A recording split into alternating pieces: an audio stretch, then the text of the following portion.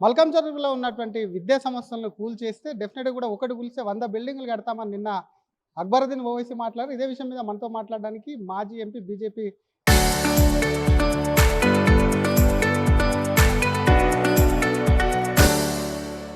Senior నాయకులు doctor బూర Narasimha Goud sir ఉన్నారు. ఒకసారి మాట్లాడించేటువంటి ప్రయత్నం చేద్దాం. సార్, ఫాతిమా విద్యా కాలేజీలకు సంబంధించి కూల్చాలి, ఎందుకు వెనకాడుతారో గతంలో మీరు చాలాసార్లు కూడా డిమాండ్ చేశారు. నిన్న అక్బరుద్దీన్ ఎప్పుడు లేదు, నిన్న కూల్చండి చూసుకుంటాం, ఒకటి కూలిస్తే 100 కడతాం అంటున్నారు. ఏం చెప్తారు? నిజంగా చెప్పాలంటే ఫాతిమా కాలేజ్ అక్బర్ కాలేజ్ అని కాదు, చెరువు మధ్యలో చట్ట వ్యతిరేకంగా ఎలాంటి పర్మిషన్స్ లేకుండా కట్టినటువంటి కాలేజీను హైడ్రా టచ్ చేయకుండా కాకమ్మ కథలు చెప్పుకుంటూ సొల్లు కబుర్లు చెప్పుకుంటూ పేదల ఇండ్ల మీద మధ్యతరగతి ఇళ్ళ మీద రాత్రికి రాత్రి బుల్డోజర్లను పెట్టడం అనేది మేము వ్యతిరేకించాం. అది క్వశ్చను అక్బర్ కాలేజ్ అని కాదు, అదే ఓవైసీ కాలేజీని కూడగొట్టడం మెడికల్ కాలేజ్ అని చెప్పట్లే కదా. చట్టపరమైంది, పర్మిషన్ పరంగా ఉంది.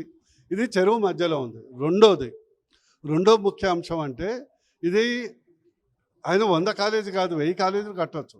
ఎందుకంటే వారు మైనారిటీ అనే ట్యాగ్ను అడ్డం పెట్టుకొని, ఎడ్యుకేషనల్ ఇన్స్టిట్యూట్స్ అని అడ్డం పెట్టుకొని ఇప్పటి వరకు one of the richest, Nizam అప్పుడు ప్రపంచంలో రిచెస్ట్ పర్సన్ ఉండే ఒకప్పుడు. ఇట్లనే ఈరోజు Owaisi brothers richest persons of the south Asia among the Muslim community అనేది తెలుసు. అది ఒకటి కాదు, 100 కడతారు. చట్టపరంగా కట్టండి, చట్టపరంగా పర్మిషన్ తీసుకొచ్చి కట్టండి. మూడోది, మేము ఉచిత విద్య అందదిస్తున్నారు. ఎవరన్నా వింటే నవరంధ్రాలతో నవ్వుతారు. మీరు వేల కోట్ల ఆస్తులు ఎక్కడి నుంచి వచ్చాయి? ఏ స్థాయి నుంచి ఏ స్థాయికి పెరిగారు? ఈరోజు ఒక్క మైనారిటీ చట్టాన్ని, రాజ్యాంగాన్ని అడ్డం పెట్టుకొని మైనారిటీ పేరు మీద మీరు పర్మిషన్లు తీసుకొని అక్కడ ఒక్క మైనారిటీ కన్నా, ఒక్క ముస్లిం యువకులన్నా మీరు ఫ్రీగా ఎడ్యుకేషన్ ఇస్తున్నారా?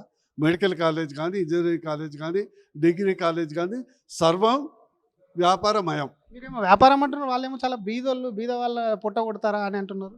అదే కదా, వాళ్ళ బీద వాళ్ళని కొట్టబట్టే 1000 కోట్లు సంపాదించారు. అందుకొరకే ఆ ధీమా, ఒకటి కాదు 100 కడుతున్నాం. మరి బీద వాళ్లకు ఉచిత వైద్యం ఇస్తే అవుతుందా?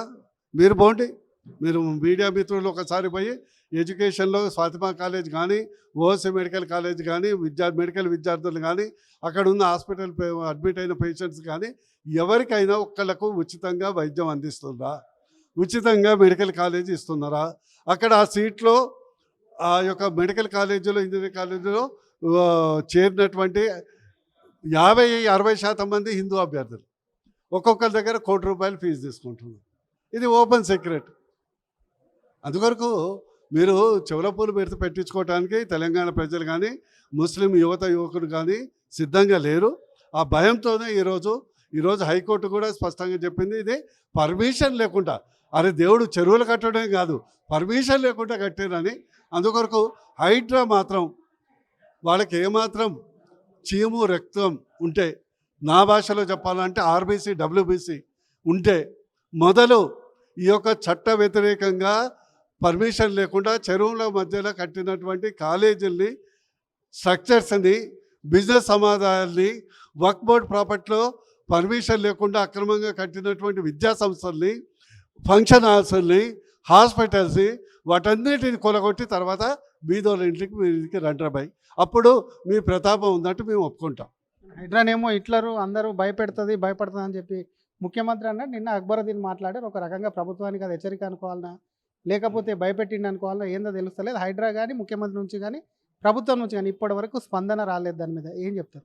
ఇప్పుడు రేవంత్ రెడ్డి గారు కానీ, గతంలో బీఆర్ఎస్ గారు కానీ, ఎంఐఆర్ఎం పార్టీ పాడిందే పాట, ఆడిందే ఆట. వాళ్ళిద్దరూ ఓవైసీ గారి చైర్మన్ లోపల ఒక జైలు ఒక ఆయన ఉంటాడు, ఇంకొక జైలు వాళ్ళకు ఉంటూ ఉంటారు. ఓవైసీ అంటే వాళ్ళందరికీ ఎంబటే బ్లాడర్ ఫుల్ అవుతుంది, అంటే బాత్రూమ్ పోతారు. అట్లాంటి వాళ్ళ గురించి వాళ్ళు అట్లనే మాట్లాడతారు. అదే జరుగుతుంది కదా. Thank you sir.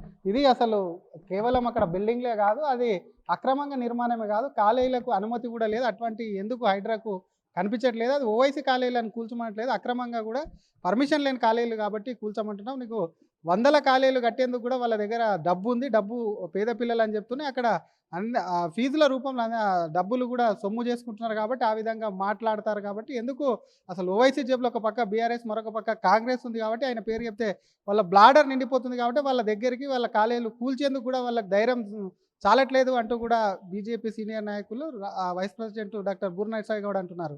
కెమెరామెన్ వినయ్తో శ్రీధర్, RTV, హైదరాబాద్.